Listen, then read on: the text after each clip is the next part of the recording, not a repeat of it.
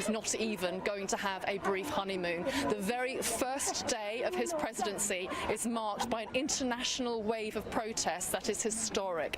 We have marches across 70 countries coming out today, so he has no honeymoon. A billionaire cannot act to unify a society. He is servicing inequality. There's no place for the politics of hate and division, and that he needs to take human rights and women's rights seriously. Frauenrecht ist Menschenrecht. Hear our voice. Hear our voice. Line down, stop. Line down, stop. In einem Wort Toleranz.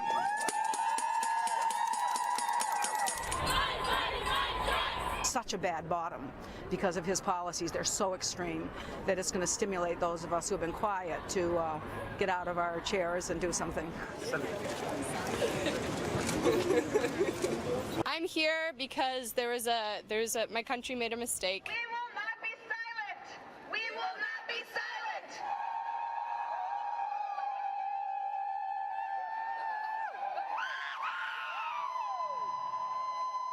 My body, my choice. My body, my choice. When do we want equality? When do we want it? Now. The message today is not just to Trump. The message today is to all the regressive political agendas around the globe, including those in Australia, that we're not going to be silent while there is still bigotry and sexism and racism that's part and parcel in national policy. So this is not an anti-Trump march per se. This is a pro-equality march and a pro-human rights march. I want to send a sign to the women in the U.S. that we're all in this together.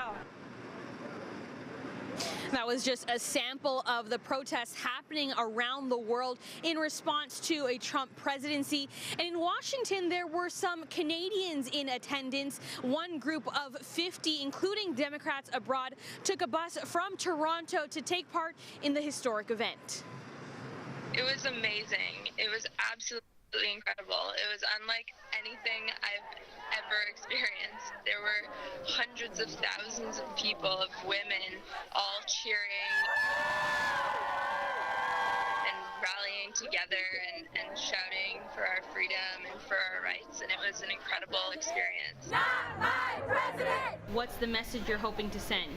I think that the message is that, rights, our civil liberties are what's most important to us.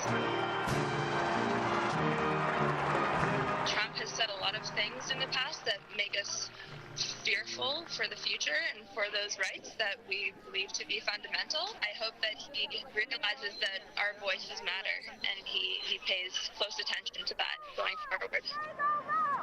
And celebrity activists also joined the crowds in Washington, D.C. to voice their disapproval of the new commander-in-chief.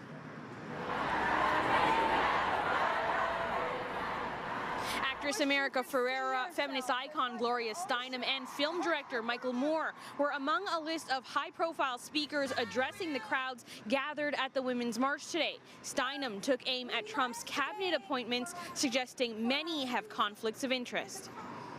Trump and his handlers have found a fox for every chicken coop in Washington, and a Twitter finger must not become a trigger finger. It's been a heart-rending time to be both a woman and an immigrant in this country.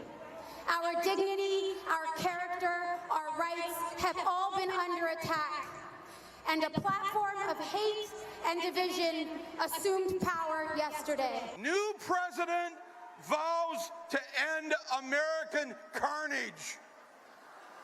Mr. Trump, we are here to vow to end the Trump carnage.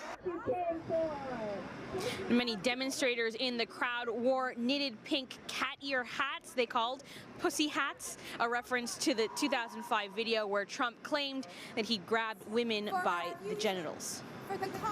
Now, worldwide, it's estimated 1 million people took part in marches all over the globe. So far, the president has not responded to any of the protests. I'll send it back to you, Pam.